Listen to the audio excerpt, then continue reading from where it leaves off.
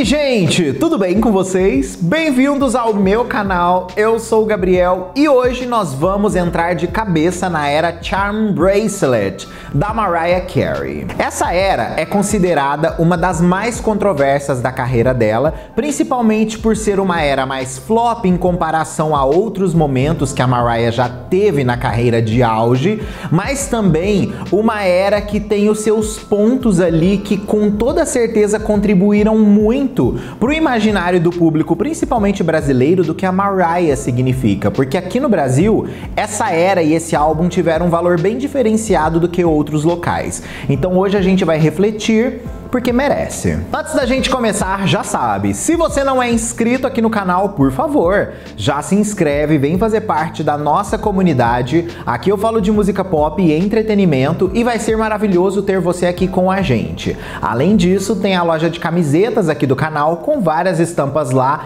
inspiradas pela Mariah Carey e suas eras musicais. Se por acaso você não conhece, clica no link que está fixado no topo aqui dos comentários ou na descrição do vídeo. Você vai ser redirecionado, vai conferir todas as estampas e eu tenho certeza que você vai amar.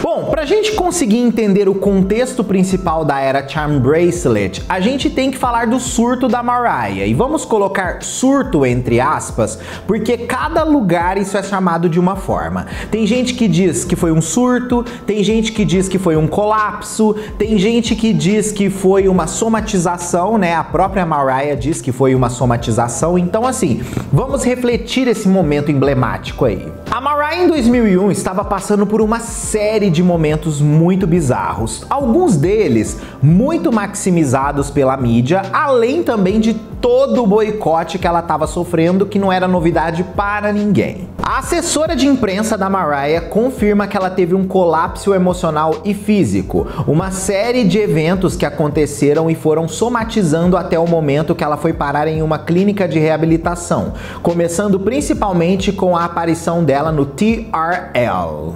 Para quem não se lembra o que aconteceu no TRL, a Mariah chega no prédio numa pseudo surpresa com uma blusa de Loverboy empurrando um carrinho de picolés. Ela meio que faz um striptease lá e dá picolé para as pessoas. Nada demais, algo totalmente ensaiado e que ela improvisou basicamente tudo que ela falou ali para as pessoas.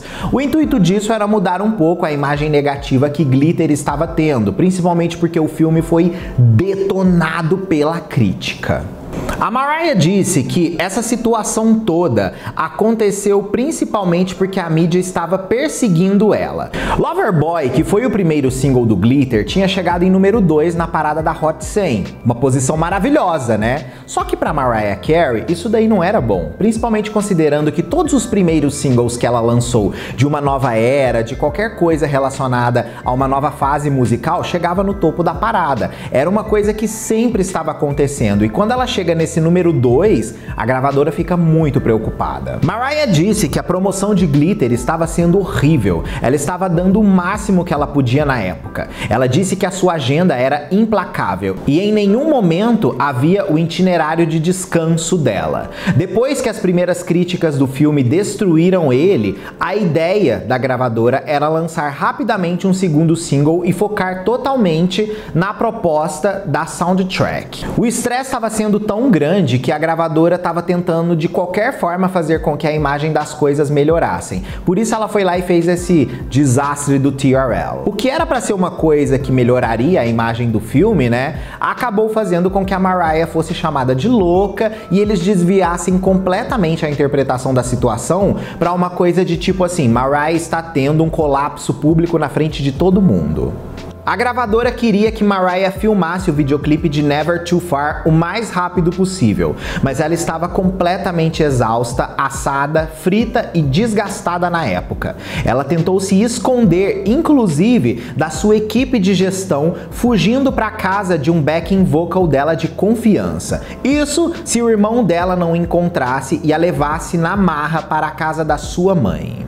Quando ela foi para a casa da mãe dela, o estresse chegou em outro nível, porque a mãe da Mariah era uma pessoa muito complicada na vida dela. Inclusive, a mãe dela era bem tóxica e aqui a gente vai perceber exatamente isso. Em certo momento, Mariah estava limpando a cozinha da sua mãe e ela teve um episódio de desmaio. Com isso, ela foi colocada na cama e foi o seu primeiro sono de verdade em mais de uma semana. Isso se a sua mãe não acordasse ela aos gritos, falando várias coisas difíceis. A Mariah, pelo jeito, brigou com a mãe dela naquele dia, falando algumas coisas que ela talvez não devia ter falado, e isso daí enfureceu a mãe dela. E enfureceu num nível que a mãe dela veio com uma fique aí de que ela ficou com medo da Mariah e chamou a polícia pra ela. Mariah ainda afirma: naquela noite eu não tive um colapso, eu fui destruída pelas pessoas que deviam me manter inteira. Mariah assim foi levada para um lugar chamado de spa por ela, que na verdade era uma clínica de reabilitação.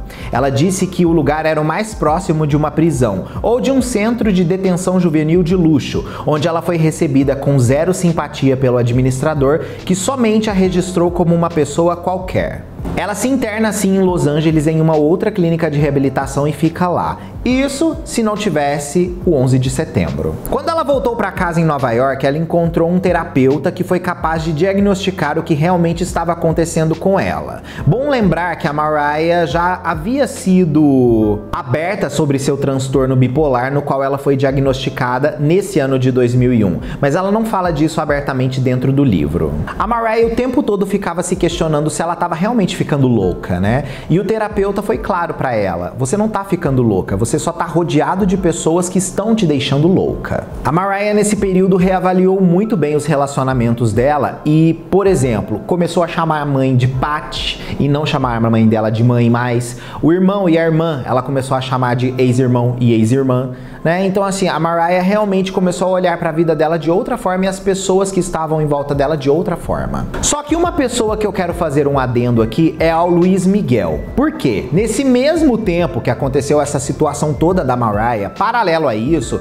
ela estava em todos os tabloides com várias histórias falando que ele estava traindo ela, que ela não tinha mais tempo para ele, porque o relacionamento estava difícil por conta das agendas, várias coisas desse tipo. E quando a Mariah estava internada lá na clínica psiquiátrica, né, saiu uma matéria na Billboard no ano de 2001 com a seguinte afirmação: o porta-voz de Luis Miguel disse que ele não foi visitar Mariah Carey no hospital, mas ligou para o empresário de Mariah para expressar uma determinada preocupação, principalmente porque os dois ainda não tinham terminado oficialmente. Porém, ele terminou logo depois. Ou seja, essa história pode ser mentira que foi falada pelo porta-voz. Às vezes nem isso ele fez com a Mariah, sabe? Então assim, eu acho muito interessante a gente entender que o fim do relacionamento dela com o Luis Miguel também não parece ter sido muito bom. Então imagina como ela não estava se sentindo já com essas outras coisas, além da situação do Luis Miguel também rolando, né?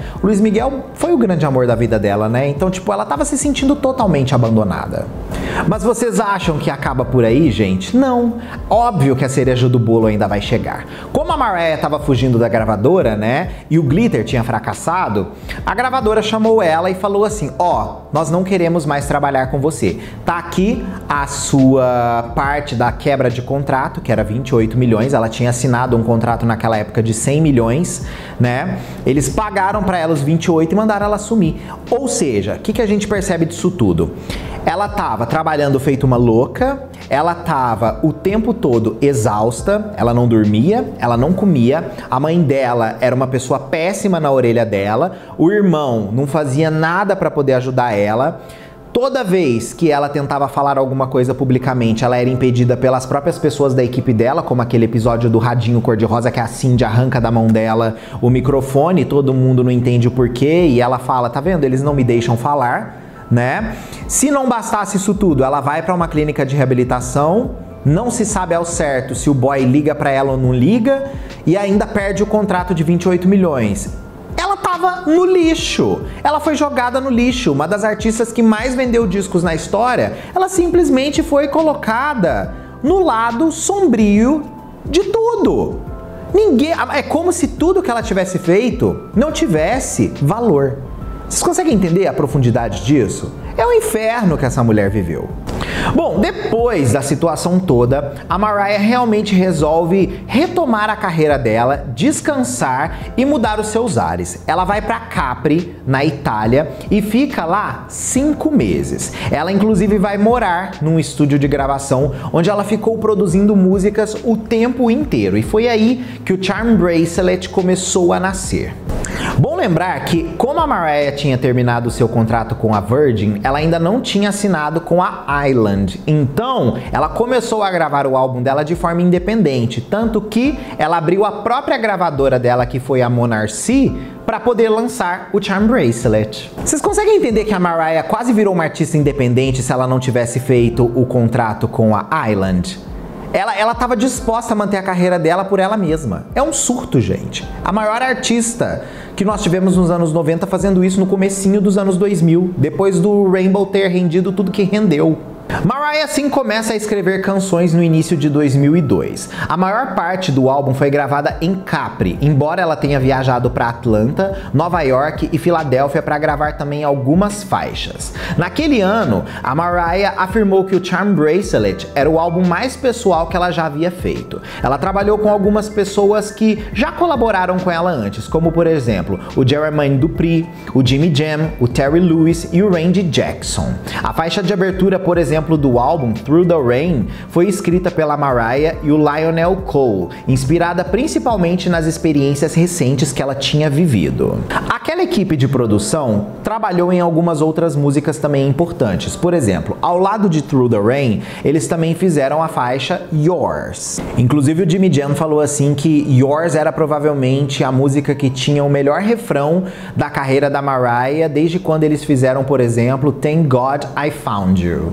O que muita gente não sabia, ou sabia, né, e enfim, apagou da memória, era que a música Yours seria um feat com Justin Timberlake, que naquele período estava debutando na carreira solo, né? Então seria um feat legal de se adicionar ali. Porém, a gravadora do Justin teve alguns empecilhos em relação a isso tudo e o feat teve que ser descartado. Ele já tinha gravado a parte dele. Então a Mariah refez a música numa versão solo e botou dentro do álbum. Bom lembrar que nós tivemos também Wedding Songs sendo produzidas ali pelo Jimmy Jam, assim também como uma outra música chamada Satisfy, que foi feita com backing vocals do Michael Jackson, o que ainda traz aquela vibe toda de Mariah, Michael Jackson, a história do Tommy Mottola, o Michael Jackson no ano de 2001 também falando que a Mariah chegou pra ele e falou sobre as coisas que o Tommy Mottola tava fazendo, né? Então assim, a Mariah tinha um contato muito profundo com o Michael pelo jeito, tanto que ele colaborou nisso daí, nessa música com ela, que infelizmente não foi lançada. O Just Blaze também trabalhou com a Mariah depois que ela ouviu a música Oh Boy, que ele produziu pro Cameron. Vale lembrar que juntos eles produziram Boy I Need You, um remake de Oh Boy e também uma outra música chamada You Got Me. A Mariah inclusive disse que Boy I Need You era uma de suas músicas favoritas do álbum. O Jay-Z acrescenta vocais em You Got Me e ele estava de férias em Capri e a Mariah chamou ele para ir no estúdio. Ele achou que seria legal improvisar alguns versos ali e ele inventou na hora ali a parte dele na música. Olha que legal.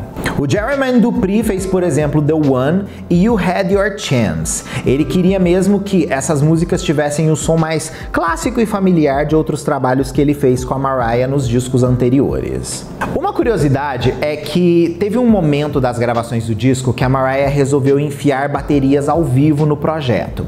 E aí ela foi lá para as Bahamas, para Nassau, para poder fazer umas sessões de estúdio lá com uma banda ao vivo e tentar achar uma atmosfera diferente pro disco. O Randy Jackson também trabalhou no álbum, contribuindo em 4 faixas. Ele falou na época que era o disco mais honesto que ela fez e que ela não se importava com o que as pessoas pensavam sobre as letras. Eram mais importantes do que somente as pessoas entenderem isso.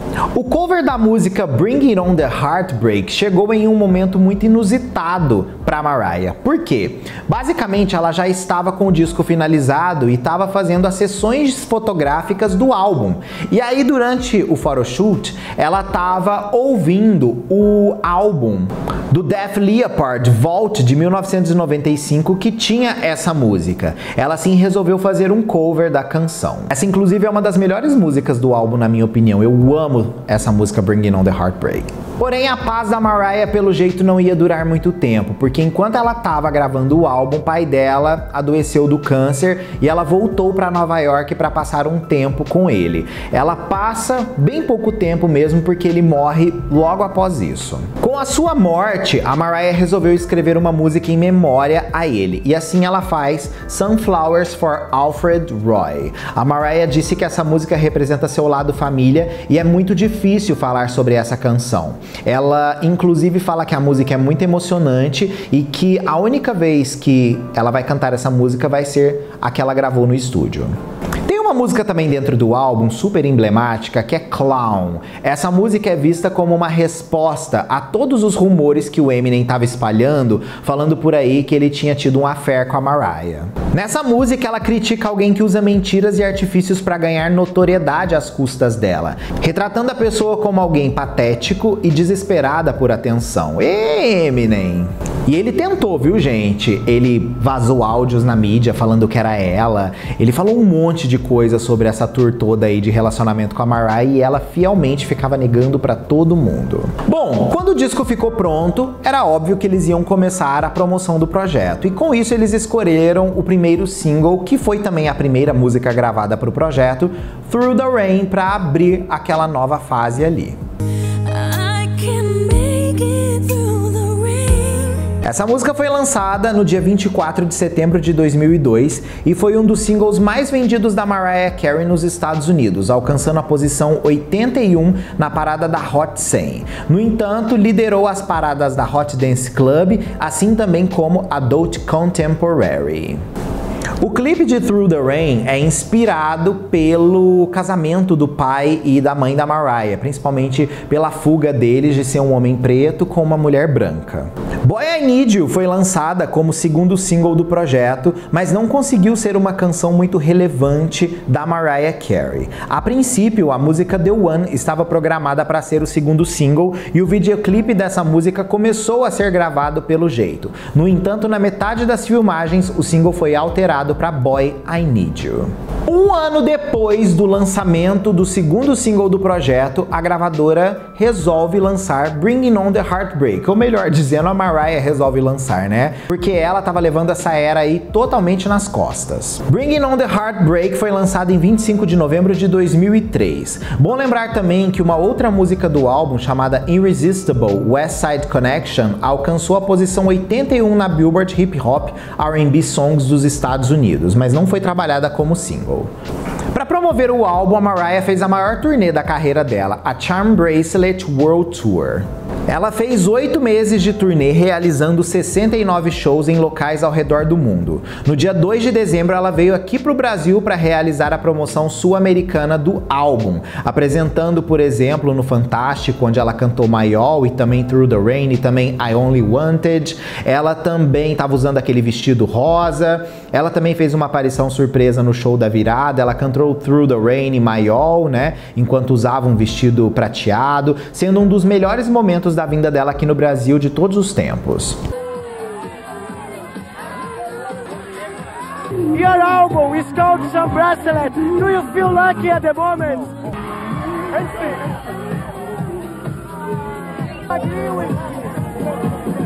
I never stopped making music, you know what I mean? Say that you want your fans to have success. Os fãs têm muita conexão com essa participação dela nesses eventos, né? Porque assim, não era sempre que ela vem aqui, sabe? Então assim, foi um momento muito importante pra todo mundo.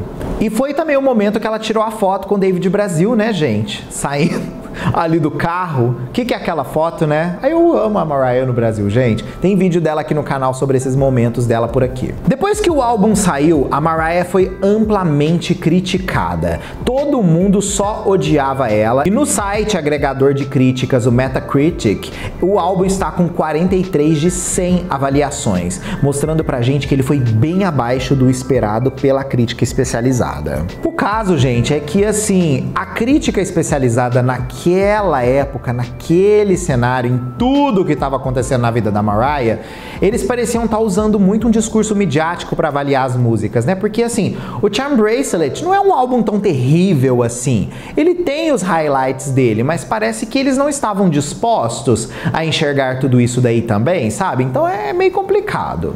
O álbum estreou em número 3 na Billboard 200 dos Estados Unidos, com vendas na primeira semana de 241 mil cópias, mais do que as vendas da primeira semana da trilha sonora de Glitter, criticada inclusive pela crítica, mas também rendeu menos do que o Rainbow de 99, que teve 323 mil unidades na sua primeira semana. Na semana seguinte, o álbum caiu para número 14, depois de vender somente 173 mil unidades. No geral, o álbum permaneceu na parada por 22 semanas. Ele foi certificado como platina também, mas vendeu dentro dos Estados Unidos apenas 1 milhão de unidades. No mundo todo, o disco só conseguiu vender pouco mais de 3 milhões de cópias, sendo um dos discos menos vendidos da carreira da Mariah até então, né? Mas uma coisa que a gente precisa falar, né? A Mariah fez provavelmente a era mais bonita dela no Charm Bracelet, né? Todas as fotos dessa era, tanto de aparições, entrevistas e tudo mais, ela tá maravilhosa. Sério, maravilhosa. Parece que quanto mais no fundo do poço ela ficou, mais bonita ela pareceu, sabe? Parece conselho da RuPaul. Sempre que você estiver sentindo o seu pior, fique visualmente no seu melhor. A Mariah cumpriu isso. Ela aparecia com a pulseirinha dela lá, né? Fazendo referência ao álbum. Sempre uma calça de cintura baixa, uns looks assim mostrando que o corpo dela tava bem atlético. Então assim, ela tava muito bonita nessa época. Não que ela não seja ainda, mas nessa época, my God, ok? Bom, essa aqui foi a era Charm Bracelet. Provavelmente eu devo ter esquecido diversas coisas, mas acho que aqui a gente já consegue cumprir a proposta de referenciar os melhores momentos dessa era toda. Mas eu quero saber de você agora. Qual a sua opinião sobre esse álbum, sobre essa era, que eu quero saber? Fechou? Um beijo, até o próximo vídeo ou live nossa aí. Tchau!